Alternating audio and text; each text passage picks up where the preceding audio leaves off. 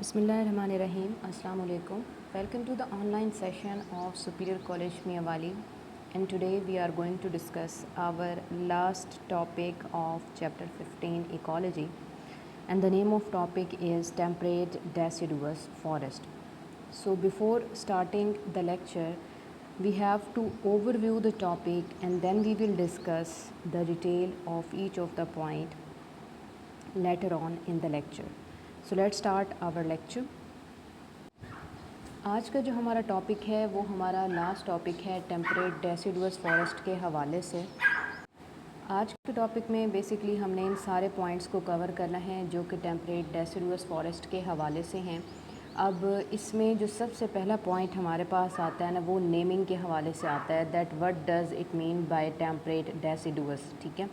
कि temperate deciduous जो है इसका क्या मतलब है, या इस चीज़ या इस टर्म का क्या मतलब होगा। आपको सामने एक फ़ॉरेस्ट नज़र आ रहा है जो कि यूजली आप देखते हैं तो जंगल इसी तरह का ही होता है। इसको टेम्परेट डेसिडुअस बोलते हैं।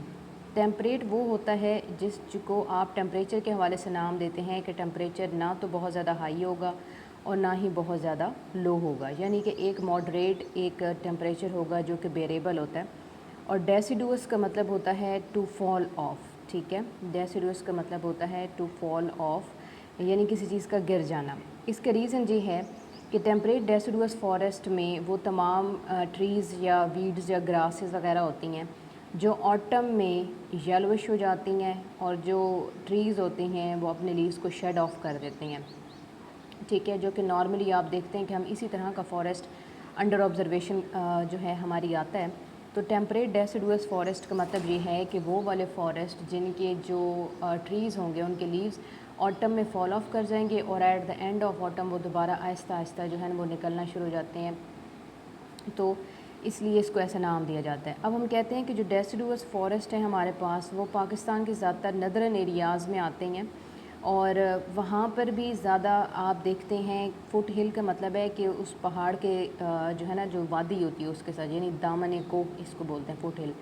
तो हिमालयन रेंज के अंदर देखें या कैराकोरम रेंज में देखें तो कोह कराकोरम या कोह हिमालय के जो इलाके हैं वहाँ की जो रेंज है ना सारी,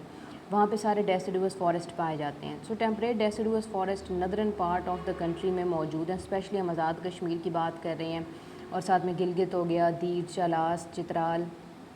इसके अलावा सवात वैली। तो ये जितनी भी हमारे पास हुंज़ा वैली हो गई, नलतर वैली हो गई, ये सारी जो वैलीज़ हैं यहाँ पर जो है ना टेम्परेट डेसिडुअस फॉरेस्ट के हवाले से जो है ट्रीज़ वगैरह मौजूद होती हैं। तो इसमें हमने डिफरेंट कैटेगरीज़ इसकी देखनी है। पहला हमारे पास जो पॉइंट आता है वो टेम्परेचर और रेनफॉल के हवाले से है। सो टेम्परेट डेसिडुअस फॉरेस्ट वो होते हैं जहाँ पर मॉडरेट अमाउंट ऑफ रेनफॉल होती है थ्रू आउट द ईयर। इसलिए तो जो मौसम है वो आपको वेल डिफाइंड हम कहते हैं कि वेदर मिलता है। जहाँ पर नॉर्मली क्या होता है कि समर जो है वो ऑब्वियस सी बात है कि गर्मियों में गर्मी होती है, विंटर थोड़ा बेहतर सूरत हाल को दिखाता है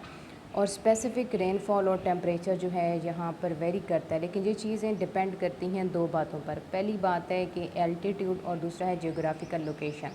यानी वो कहाँ पर मौजूद है ये उसकी जियोग्राफिकल लोकेशन हो जाएगी। क्योंकि आपको पता है कि सवात का टेम्परेचर आज़ाद कश्मीर के टेम्परेचर से मुख्तलिफ है। इसी तरह अगर हम बात करते हैं जो नीलम वैली है वो और नलतर वैली, इनका टेम्परेचर बहुत डिफरेंट है। चलास और दीर, इनका टेम्परेचर बहुत डिफरेंट है। यानी ये जोग्राफिकल एरिया पर डिपेंड करता है, क्योंकि ये सारे माउंटेन रेंज हैं, पहाड़ी इलाके हैं, तो इसलिए यहाँ पर एल्टीट्यूड का वर्ड बड़ा इंपॉर्टेंट है, ये का ख़ास टर्मिनोलॉजी है। फॉर एग्ज़ाम्पल इसको हम लैंड कंसिडर करते हैं और ये हमारे पास एक पूरा जो है ना ये हम कहते हैं कि माउंटेन है, तो यहाँ से लेकर यहाँ तक का जो डिस्टेंस है ना उसको बोलेंगे एल्टीट्यूड। यानी ज़मीन से लेकर ऊपर जो ऊंचाई है वहाँ पहाड़ की, उस तक का जो एक डिस्टेंस होता है, एक फ़ासला होता है, उसको एल्टीट्यूड बोला जाता है। तो ये डिपेंड करेगा कि ये जो इलाके हैं ये सारे इलाके क्या ये ज़मीन के ऊपर मौजूद, यानी कि उस जो पहाड़ है जो हिमालय या कराक्रम की रेंज है, क्या वहाँ पर दरमियान में मौजूद हैं कहीं ज़मीनी हिस्से पर, या पहाड़ के करीब करीब मौजूद हैं, या पहाड़ के साथ मौजूद हैं। तो इस तरह से ना टेम्परेचर वगैरह वेरी करता है। नॉर्मली जो वैली के इलाके होते हैं ना, वादी में जितने भी इलाके हैं, उनका टेम्परेचर जो होता है वो बहुत अच्छा और बहुत इंजॉयबल होता है। اور اگر ہم ماؤنٹین رینجز کے علاقوں کی بات کرتے ہیں جو اوپر مطلب کافی اونچائی میں ہوتے ہیں، جیسے یہ رتی گلی ہو گئی، چلاس ہو گیا، چترال کا ایریا ہو گیا، تو کیونکہ یہ پہاڑوں کے بہت ساتھ مطلب ہے نا، تو یہاں پر ٹیمپریچر کافی لو ہوتا ہے، یعنی ٹھنڈ بہت ہوتی ہے اور دھوپ بھی آپ کو نا ٹھنڈی ٹھنڈی محسوس ہوتی ہے، یعنی اتنا ٹیمپریچر نہیں ہوتا وہاں پہ، اسی ریزن کی وجہ سے۔ پھر ہم فلورا یعنی پلانٹس پر آتے ہیں، تو ہم دیکھتے ہیں کہ یہاں پر وہ ٹریز ہیں جو اپنے لیوز کو آٹم سیزن میں شیڈ آف کر دیتے ہیں۔ کامن سپیشیز وہی ہیں جو آپ پاکستان کے ڈیسیڈوس فارسٹ میں نارملی دیکھتے بھی ہیں، جیسے اوک ہو گیا، ٹھیک ہے، میپل لیو ہیں، پائن ہے، ایش ہو گیا، والنٹ ہے، دیودر سیدار ہے، یعنی یہ وہی تقریباً ہیں جو کہ آپ کو ہائر ایریاز میں مطلب نظر آتے ہیں، میدانی علاقوں کے ساتھ ساتھ جو پہاڑی علاقے ہیں وہاں پر آپ دیکھتے ہیں۔ اس کے علاوہ انڈر گراؤنڈ یعنی زیر زمین جو آپ کو چیزیں نظر آ رہی ہیں زمین کے اوپر، اس میں موسز ہیں، فارنز ہیں اور ڈفرینٹ ٹائپ کے وائلڈ فلاورز آتے ہیں، ٹھیک ہے۔ اور یہ چیزیں نا آپ کو ایون کہ یہاں پر مری والا جو ایریا ہے وہاں پر بھی یہ بہت کامن آپ کو سیم وہی ویجیٹیشن نظر آتی ہے، کیونکہ مری بھی ٹیمپریٹ ڈیسیڈوس فارسٹ کے ایریاز میں ہی آتا ہے، تو سیم ٹو سیم وہی ویدر کنڈیشنز ہوتی ہیں جو مری کی ہوتی ہیں۔ فونا یعنی ہم اینیملز کی اگر بات کرتے ہیں تو یہاں پر زیادہ تر فیزنٹ ہیں، ٹھیک ہے۔ فیزنٹ جو ہوتا ہے نا دیکھنے میں تیتر کی طرح لگتا ہے لیکن سائز میں بڑا ہوتا ہے اور ملٹی کلر ہوتا ہے۔ اس کے علاوہ پارٹیجز ہیں، ایگلز ہیں، اور اگر ہم دیکھتے ہیں ہمالین جو ہے براؤن بیئر ہے، سنو لیپرڈ ہے، منکیز اور ڈیئرز وغیرہ یہاں پر پائے جاتے ہیں، یعنی وہی تقریباً جانور جو کہ زیادہ تر جو ہے نا پہاڑیوں کے جنگلوں میں پائے جاتے ہیں۔ ایڈیشنلی یہاں پر کافی انسیکٹس اور ایمفیبینز اور ریپٹائلز وغیرہ کی اسپیشیز بھی ہوتی ہیں جو یہاں پر اس ماڈریٹ اور انجوائبل ویدر کے اندر رہ سکتی ہیں۔ اور اس کے بعد ہم بات کرتے ہیں پروڈکٹیوٹی کی، اوبویسلی جو ہمارا مین ایک کنسرن ہوتا ہے ہر ٹاپک میں۔ تو پروڈکٹیوٹی بیٹا یہاں پر جو فارسٹ کی ہے نا وہ کچھ فیکٹرز پر ڈیپینڈ کرتی ہے، جیسے سوائل کی جو ہے کوانٹٹی کیا ہے، سوائل کوالٹی کیا ہے، اس کے علاوہ کلائمیٹ کیا ہے، اور اس کے علاوہ پلانٹ کی ڈائیورسٹی کیا ہے۔ تو پروڈکٹیوٹی ٹوٹلی اسی پر ڈیپینڈ کرے گی، کیونکہ پی فور پروڈکٹیوٹی اور پی فور پروڈیوسر کی ہم یہاں پہ بات کر رہے ہیں کہ پروڈیوسر نے کتنا جو ہے یہاں پہ کانٹینٹ جو ہے انرجی کا پروڈیوس کرنا ہے ایکو سسٹم میں۔ سو اس لیے سوائل کی کوالٹی اگر اچھی ہوگی، وہ فرٹائل ہوگی، زرخیز ہوگی، اور کلائمیٹ بھی یعنی ویدر کنڈیشن جو ہے وہ بھی ایسی ہو کہ بارش زیادہ ہو، گرمی کم ہو، نمی ہو، تو پھر وہاں پر پلانٹ بڑے اچھی گروتھ کرتے ہیں، تو آپ کو ڈائیورسٹی زیادہ ملتی ہے۔ یوزلی ایسا ہی ہوتا ہے کہ ان فارسٹ میں بایو ڈائیورسٹی زیادہ ہوتی ہے، جہاں پر variety of plants and animals موجود ہوتے ہیں، اور اوور آل وہاں کی جو سیزنل پروڈکٹیوٹی ہوتی ہے ایکو سسٹم کی، وہاں پر بھی کافی جو ہے نا ورائٹی آتی ہے۔ سیزنل پروڈکٹیوٹی کا مطلب ہے کہ سمر کے اندر ایک خاص آپ کو پتہ ہے کہ ہوتی ہے پروڈکٹیوٹی کافی ہائی ہوتی ہے، کیونکہ یہاں پر نمی بھی ہوتی ہے، یہاں پر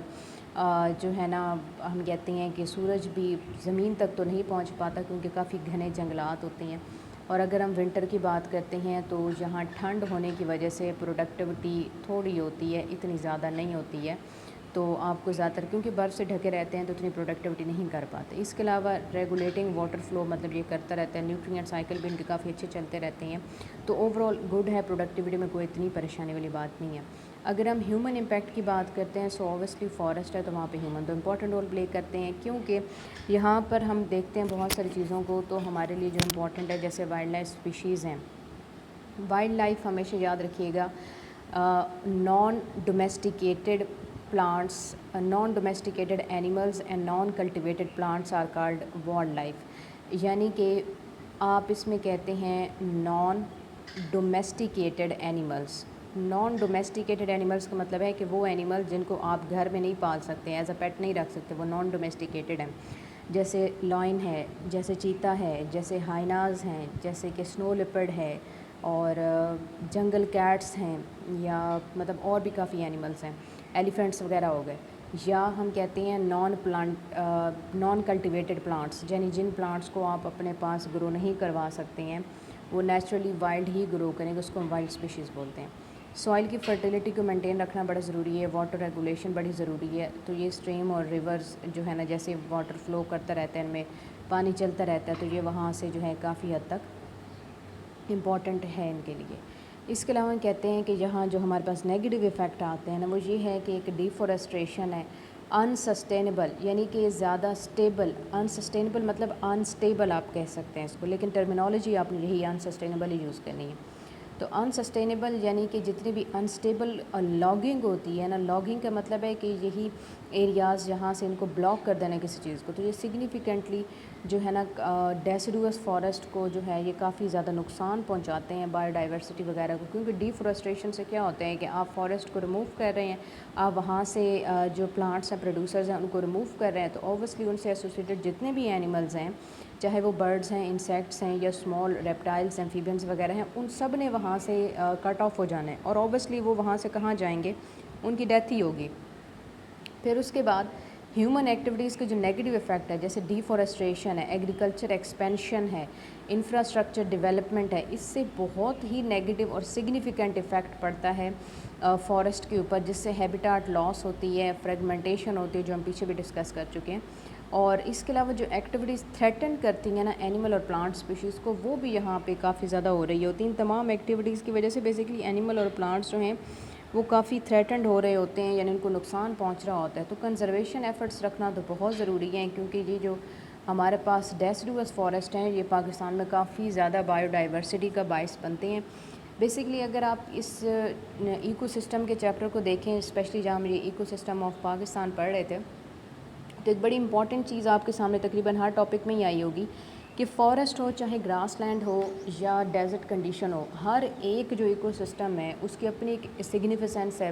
اپنی ایک امپورٹنس ہے، اور یہ چیز جب ہماری نیچرل ایکو سسٹم کو مینٹین رکھنے میں رول پلے کر رہی ہے، اور اگر ہیومن ایکٹیویٹیز کی وجہ سے اس میں کسی قسم کا نقصان ہوگا تو ظاہر سی بات ہے انڈائریکٹلی وہ نقصان انسان کو ہی بھگتنا پڑے گا، کیونکہ ہم ٹوٹلی نیچر پر ڈیپینڈ کرتے ہیں، ہم انوائرمنٹ کے اوپر ڈیپینڈ کر رہے ہیں۔ تو اس لیے اگر ہم اس چیز کو افیکٹ کرتے ہیں یا ڈیفورسٹریشن زیادہ کرنا شروع کر دیں گے، جیسے ان علاقوں میں کافی زیادہ آپ کو پتہ ہے کہ جو ہے نا ٹورزم بھی ہوتی ہے، ٹھیک ہے، لوگ جاتے ہیں سیر و تفریح کے لیے، لیکن وہاں پر کتنا زیادہ جو ہے نا اسپائلیج کریٹ کرتے ہیں، پانی کو گندا کرتے ہیں، یا وہاں پر گاربیجز وغیرہ، خاص کر پلاسٹک کی بوٹل، کینز اور یہ ساری چیزیں تو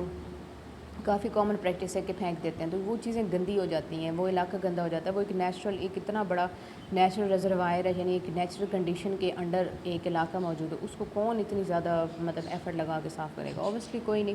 تو اس لیے جو ہوتے ہیں نا یہ چیزیں کافی نقصان کرتی ہیں، تو ہمیں ان چیزوں کے لیے اپنی جو خاص کر ماسز ہیں، جو عوام ہے ہماری، وہاں پہ اویئرنیس کریٹ کرنا کافی ضروری ہے، کیونکہ جب تک عام آدمی سپورٹ نہیں کرے گا، wild life N G Os یا گورنمنٹ این جی اوز اس کا کچھ بھی نہیں کر سکتی ہیں، وہ مطلب اتنی ایفرٹ جو ہے نا نہیں لگا سکتی، کیونکہ وہ کم افراد ہوتی ہیں، زیادہ تر 15-20 لوگ ہوتے ہیں، بس چھوٹا سا ایک ڈپارٹمنٹ ہوتا ہے، اور ایریا بہت بڑا ہوتا ہے فارسٹ کا، تو وہ لوگ اس کو کور تو نہیں کر سکتے، ان کا تو مین کنسرن اینیمل پلانٹس کی کیئر کرنا ہوتا ہے، لیکن وہاں پر پھر وہ اتنی کلیئرنس وغیرہ تو نہیں کر سکتے،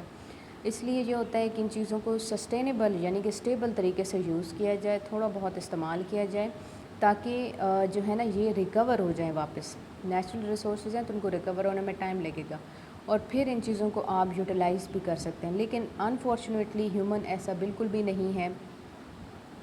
گریڈینس کے لیے، یا ہم کہتے ہیں کوئی چیک اینڈ بیلنس جو ہے نہیں، تو اس لیے پھر نا کافی سارے لوگ کیا کرتے ہیں کہ جن علاقوں میں رہنے والے ہوتے ہیں وہ نیچرل ریزروائر کو انلیگل طریقے سے یوز کرتے ہیں، اور خود یوز بھی نہیں کر رہے ہوتے، کہیں نہ کہیں اس کو سیل آؤٹ کر رہے ہوتے ہیں تاکہ ان کو پیسے مل سکیں، انہوں نے اپنا سورس آف انکم انہی چیزوں کو بنایا ہوتا ہے، تو اس لیے یہ کافی نقصان پہنچاتی ہیں چیزیں۔ یہاں پر جی آپ کا چیپٹر ہوتا ہے کلوز، آئی ہوپ کہ آپ کو چیپٹر کی اچھی سمجھ آئی ہوگی، یہ ٹاپک بھی آپ کا کافی امپورٹنٹ ہے شارٹ اور لانگ کے حوالے سے،